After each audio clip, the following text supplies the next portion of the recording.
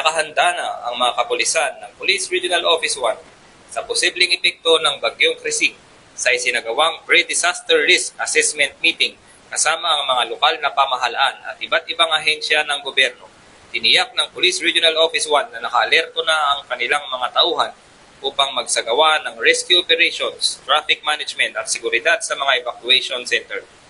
Nagsagawa na din ang mga police provincial offices ng pre-prepositioning ng mga kagamitan at nagtalaga ng mga quick response teams at patuloy din ang pag-monitor sa mga lugar na kabilang sa high-risk areas upang matiyak ang seguridad at kaligtasan ng mamamayan ng Region 1. Pinayuhan din ng mga kapulisan ang publiko na manatiling kalmado, makinig sa mga opisyal na anunsyo at iwasan ang pagpapakalat ng maling impormasyon lalo na sa social media.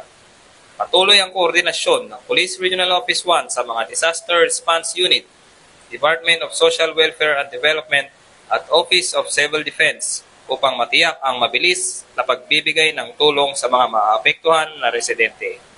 Mula dito sa Ilocos Region, ako ang inyong PNN correspondent, Police Corporal Mark Anthony Pico, alagad ng batas, tagataguyod ng Balitang Pulis.